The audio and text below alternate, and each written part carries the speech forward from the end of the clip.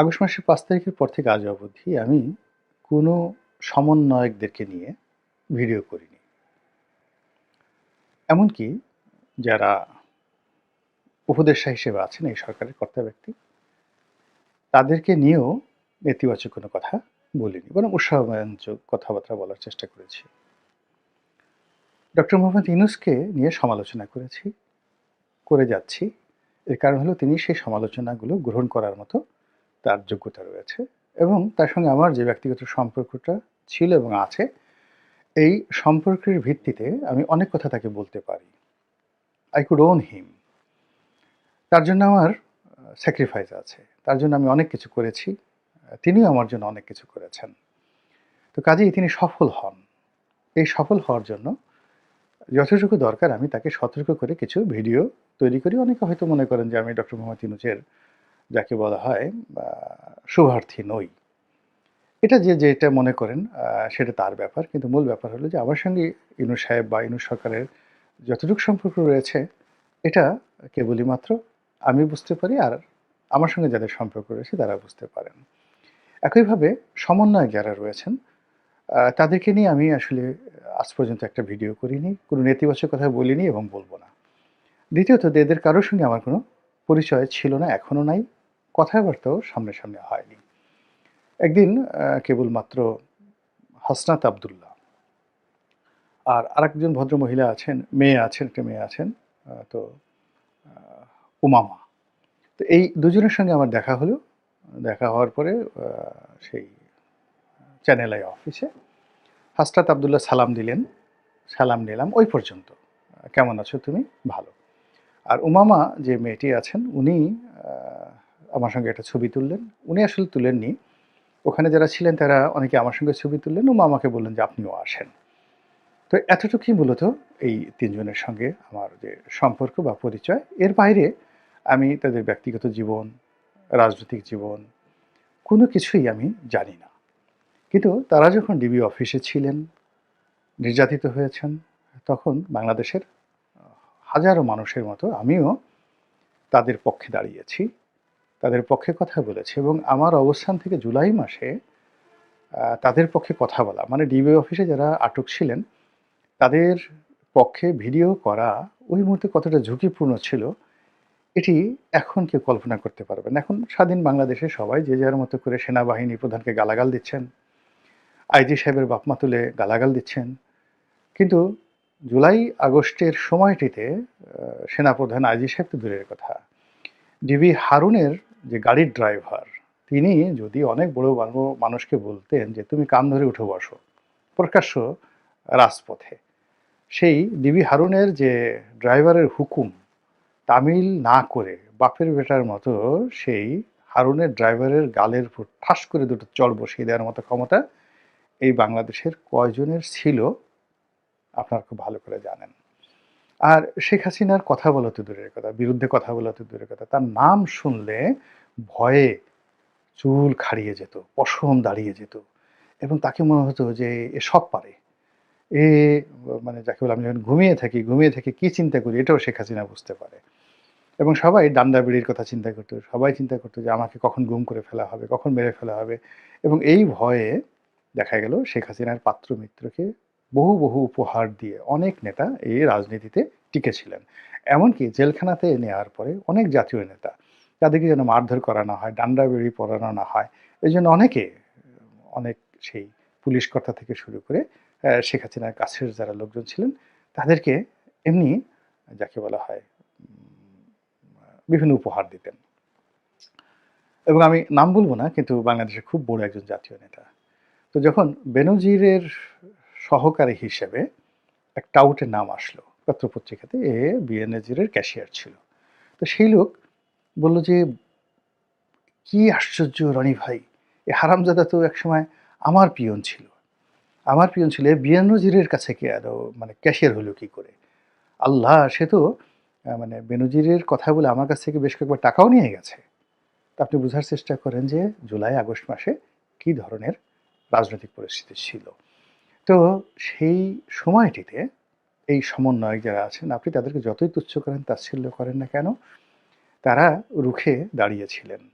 জীবনের ঝুঁকি নিয়েছিলেন এবং আমাদের আশার পাখি হয়েছিলেন। এজন্য আমি তাদেরকে আবাবিল পাখি বলেছি, এখনো বলে যাচ্ছি, এবং আমি তাদেরকে নিয়ে কখনো সমালোচনা করিনি, করব না। তো আবার তাদের যে পক্ষে, সেই পক্ষে বলার মতো আমি তেমন কিছু দেখছি না, বা তাদের কর্মকাণ্ডের যে সফলতা, এটাও আমি জানি না। আমি জানি না যে তারা আসলে এই গত ৫ মাসে কী ভালো কাজ করেছেন, যেটি নিয়ে মিডিয়াতে আসা উচিত, প্রচার করা উচিত।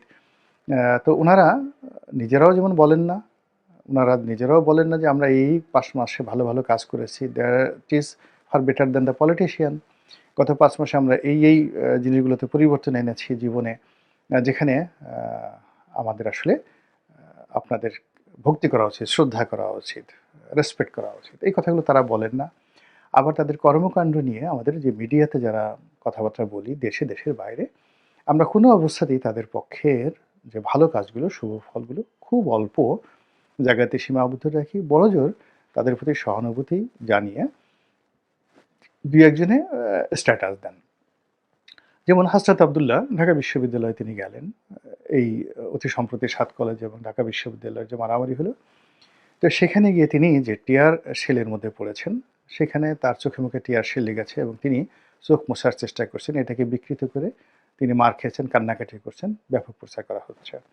তারপরে তিনি সেই ২ পক্ষের মধ্যে জীবনের ঝুঁকি নিয়ে যেভাবে দাঁড়িয়েছেন, বিশ্ববিদ্যালয় থেকে যেভাবে ঢাকা কলেজের দিকে এসেছেন, এগুলো লাইভ প্রচারিত হয়েছে। কিন্তু তিনি মার খেয়েছেন, অপদস্থ হয়েছেন, এগুলো নিয়ে তার প্রতিপক্ষ যারা রয়েছেন তারা যেভাবে ট্রল করছেন, এগুলো খুবই অমানবিক।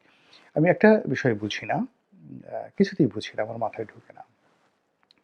যে এই সমন্বয়কদের মধ্যে আমরা মাহফুজকে চিনতাম না, সে সবসময় আন্ডারওয়ার্ল্ডে ছিল, মাস্টার মাইন্ড। কিন্তু আ বাকি যারা আছেন, অর্থাৎ উপদেষ্টাদের মধ্যে ২ জন, আসিফ মাহমুদ এবং আ নাহিদ ইসলাম, আমরা তো তাদেরকে চিনি, আগের থেকে চিনি।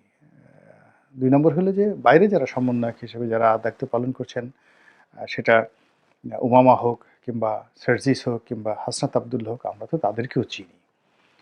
তো এরা সবাই আমাদের ছেলের বয়সী, কেউ বলেন, অনেকে বলেন তাদের নাতির বয়সী, মেজর হাফিজ বলেন নাতির বয়সী। তো আমাদের ছেলে বা নাতি যদি এই পর্যায়ে থাকতেন, মানে এই কাজগুলো তারা যেটা করেছে, সেই কাজটা যদি আমার ছেলে করতেন বা আমার নাতি করতেন, আমি কি করতাম? আমি কি তাদেরকে গালাগালি করতাম বলেন? আর দ্বিতীয়ত যে, যে নির্মম এবং নিষ্ঠুর ভাষায় আমরা এই তরুণদেরকে যেভাবে গালাগাল দিচ্ছি, যেভাবে সমালোচনা করছি, এখন কারো চেহারা কেমন হবে, গায়ের রং কেমন হবে, এটা তো একমাত্র আল্লাহ রাব্বুল আলামিন। আকৃতি কেমন হবে? সার্জিস কেন বেঁটে হলো? তারপরে এটা তো আল্লাহ তাকে বানিয়েছেন। কারো দেহ সুষ্ঠুক নিয়ে কথা বলা কবিরা গুনাহ। কিন্তু আমরা সেই কাজগুলো করছি, বড় মানুষ। তারপরে ওর কপালে কেন দাগ বেশি? হাসনাত আবদুল্লাহর কপালে দাগ বেশি। এটা নামাজের কারণে বা অন্য কোনো কারণে হতে পারে। এখন এটা নিয়ে লোকজন ঠাট্টা মশকরা কেন করবে? কি কারণে করছে? এটা এক ধরনের মানসিক বৈকল্য। তারপরে সে হঠাৎ করে মোটা হলো কেন? সে তো আগে মোটা হয়েছে। তারপরে সে সব জায়গায় এখন যায় কেন? সব জায়গাতে ঝাঁপিয়ে পড়ে কেন? তার এমন কি দায় পড়েছে? তো এই সকল কথাবার্তা যা কিছু হচ্ছে, তার আয় কি, রোজগার কি, সে তারা গাড়িতে চলে কেন? গাড়িতে যায় কেন? আর এইগুলো হয় কি, তারা তো আমাদের এই সমাজের পলিটিশিয়ানদের মতো কৌশলী নন। আ দুর্নীতির যে পরতে পলিটিশিয়ানরা যে দক্ষতা দেখিয়েছেন, সেই দক্ষতাও তারা অর্জন করেননি। না করার কারণে কি হচ্ছে, তাদের জীবনে যে ছোট ঘটনাগুলো ঘটছে, যেগুলো মানে যাকে বলা হয় রাজনীতির অঙ্গনে আ একটা মহল্লার চাঁদাবাজ আ তার সঙ্গে তুলনীয় নয়। আপনি চিন্তা করেন যে এই গত ৫ মাসের মধ্যে একটা ছোট রাস্তার ময়লার ব্যবসা ডিল করে, কিংবা একটা মার্কেটের ইন্টারনেটের ব্যবসা, ময়লার ব্যবসা ডিল করে, সেই মার্কেটের চাঁদার তোলার বিষয়টা ডিল করে, বা সেই মার্কেটের যে সমবায় সমিতি, এগুলো দখল করে রাজনৈতিক দলের পান্ডারা যে পরিমাণ অর্থ যে পরিমাণ অর্থ এই ৫ মাসে লুট করেছেন একটা মার্কেট থেকে, সেটা সার্জিস অথবা যাকে বলা হয় হাসনাত আবদুল্লাহ তাদের পরিবারের সব সম্পত্তি বিক্রি করলেও আপনারা খুঁজে পাবেন না। অনেকে আমাদের দেশে বদনাম, ও অমুক টাকা করেছে, এত কোটি টাকা করেছে, অনেক টাকা রোজগার করেছে। এই জিনিসগুলো না আমাদের একটা যাকে বলা হয় বদভ্যাসের মধ্যে পরিণত হয়েছে। এখন এই দুজন মানুষ অর্থাৎ সার্জিস এবং হযরত আব্দুল্লাহ, তাদেরকে নিয়ে প্রতি মুহূর্তে ট্রল হয়। প্রতি মুহূর্তে তাদেরকে নিয়ে বিভিন্ন নেতিবাচক কথাবার্তা হচ্ছে। সামাজিক মাধ্যমে, গণমাধ্যমে এবং রাজনৈতিক অফিসগুলোতে তাদেরকে টার্গেট করে যে সকল কথাবার্তা বলছে। এতে করে তাদের যে মনোজগতে যে নেতিবাচক প্রতিক্রিয়া তৈরি হয়, সেই প্রতিক্রিয়ার যে দীর্ঘশ্বাস, সেই দীর্ঘশ্বাস কিন্তু আল্লাহর আরশে আজিমে পর্যন্ত পৌঁছে যায়। আল্লাহ আমাদের সবাইকে বলেছেন যে, ওয়াম্মা বিনিয়ামতি রব্বিকা ফাহাদ্দিস। আল্লাহ রাসূলকে বলছেন, দেখেন কত সুন্দর কথা, আলাম ইয়াজিদকা ইয়াতীমান ফাওয়া। হে নবী, আমি কি আপনাকে এতিম হিসেবে পাইনি? এখন আল্লাহ রাসূলকে আল্লাহ যেটা বলেছেন, আলাম ইয়াজিদকা ইয়াতীমান ফাওয়া, আমি কি আপনাকে এতিম হিসেবে পাইনি? তো এটা আপনি চিন্তা করেন যে আমাদেরকে যদি জিজ্ঞাসা করা হয় যে, জুলাই আগস্ট মাসে তোমরা কি ছিলে? এতিম ছিলে, ভবঘুরে ছিলে, অসহায় ছিলে, দুর্বল ছিলে। তো আমি কি তোমাদেরকে সেই অসহায় অবস্থায় পাইনি? তারপরে কি বলেছেন? যে এরপর আমি তোমাকে আশ্রয় দিয়েছি। এরপর আমি তোমাকে, আল্লাহ রাসূলকে বলছেন, আমি তোমাকে আশ্রয় দিয়েছি। সুতরাং যেহেতু তোমাকে আশ্রয় দিয়েছি, ওয়াম্মা বিনিয়ামতি রব্বিকা ফাহাদ্দিস, আশ্রয় দিয়েছি, প্রতিষ্ঠিত করেছি এবং আপনার প্রতি যে নিয়ামত দেওয়া হয়েছে সেই নিয়ামতের শুকরগুজার আদায় করুন। এখন আমরা অনেক রক্তের বিনিময়ে, ত্যাগ এবং তিতিক্ষার বিনিময়ে নিয়ামত পেয়েছি এই বর্তমান হাসিনা মুক্ত বাংলাদেশ। এখন সেই বাংলাদেশের নিয়ামতের উপলক্ষ কিন্তু এই সার্জিস এবং হাসনাত আবদুল্লাহর মতো শত শত যারা রয়েছেন, যেহেতু তাদের নেতৃত্বের গুণাবলী বেশি, তাদের মধ্যে লিডারশিপ কোয়ালিটি রয়েছে, এই জন্য আমরা তাদেরকে দেখছি, কিন্তু তাদের পেছনে লক্ষ লক্ষ এরকম হাসনাত সার্জিস রয়েছে। আমরা যখন এই দুজনকে অপমান করছি, আলটিমেটলি আমাদের মধ্যে আনগ্রেটফুলনেস রয়ে গেছে এবং আল্লাহ রাব্বুল আলামিন অকৃতজ্ঞ জাতি এবং ব্যক্তিকে সবচেয়ে বেশি অপছন্দ করে। বনী ইসরাইল জাতিকে বারবার ধ্বংস করেছে আল্লাহ রাব্বুল আলামিন, শেষ করে দিয়েছে। তাদের মূল কারণ হলো তারা অকৃতজ্ঞ, তারা আল্লাহর কোনো নেয়ামতের শুকরগুজার করেনি। দ্বিতীয়ত তারা কি করেছে, বিপদে যখন পড়েছে তারা এমনভাবে কান্নাকাটি করেছে, আল্লাহ তাদেরকে যখন উদ্ধার করেছে, সাহায্য পাঠিয়েছে, এরপরে তারা এমন একটা ভাব দেখিয়েছে যে মনে হচ্ছে যে তাদের কোনো সময় কোনো বিপদ ছিলই না। এখন এই বাংলাদেশে আমাদের মনে হচ্ছে হাসনাত আবদুল্লাহ কি দরকার, হুইজি সার্জিস কেন লাফালাফি করবে, আমরা এত বড় তালুকদার, জমিদার, দফাদার, আমাদের এই আছে, অথচ আমরা সবাই গর্তের মধ্যে ইঁদুর হয়ে বসবাস করছিলাম ক্ষুধার্ত অভুক্ত অবস্থাতে জুলাই এবং আগস্ট পর্যন্ত। কাজেই আমরা এখন গলা উঁচু করছি, এদেরকে গালাগাল করছি, সব কিছু করছি, তাদের সম্পর্কে আমাদের অভিযোগ থাকতে পারে, লেটস টক, তাদের সাথে কথা বলা দরকার, তাদেরকে বকা দেওয়া যেতে পারে। কেন আমি কেন সার্জিসকে বকা দিতে পারবো না? আমি কেন হাসনাত আবদুল্লাহকে বকা দিতে পারবো না? কিন্তু সেটা তো হবে আমি আমার নাতিকে বা আমি আমার ছেলেকে যেভাবে বক্তব্য দিই, আমার ছেলে যদি রাগ করে আমি কি তার রুমে যাই না? আমি কি তার বাসায় যাই না? আমি আর যদি প্রয়োজন হয় আমি কি সার্জিসের সাথে গিয়ে দেখা করতে পারি না? তাতে কি আমার সম্মানহানি হবে? আমার যদি প্রয়োজন হয় আমি হাসনাত আবদুল্লাহ থেকে গিয়ে আমি যদি বলতে কেন পারবো না যে তুমি রং করছো? আমার সেই নৈতিক সাহস থাকতে হবে, সেই ভালোবাসা থাকতে হবে। আমি তাদেরকে যাব, তাদের কাছে গিয়ে বলবো, তোমরা ভুল করছো, অন্যায় করছো, তোমরা এইভাবে এই কাজ করো না।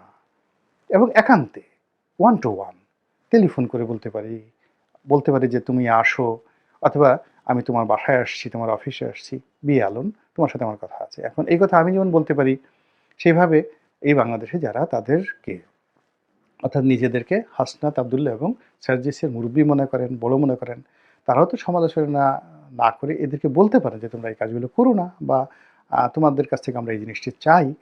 তখন যদি তারা দেখেন কাছে গিয়ে যে দুর্নীতি করছে, অন্যায় করছে, আপনাকে তুচ্ছ করছে, তাচ্ছিল্য করছে, আপনাকে অপমান করছে, তখন আপনি না হয় তাদেরকে বললেন। কিন্তু তার আগ পর্যন্ত ইন জেনারেল এই যে আমরা তাদের যে অবদানকে খাটো করছি, আল্লাহ যে তাদেরকে সৃষ্টি করেছেন, তাদের দৈহিক গঠন নিয়ে তুচ্ছ তাচ্ছিল্য করছি, তাদের গায়ের রং নিয়ে ব্যঙ্গ করছি, তাদের আকৃতি নিয়ে ব্যঙ্গ করছি, এগুলো সবই কবিরা গুনাহ। আল্লাহ আমাদের সবাইকে হেদায়েত দান করুন এবং হেফাজত করুন। আসসালামু আলাইকুম ওয়া রাহমাতুল্লাহি ওয়া বারাকাতুহু।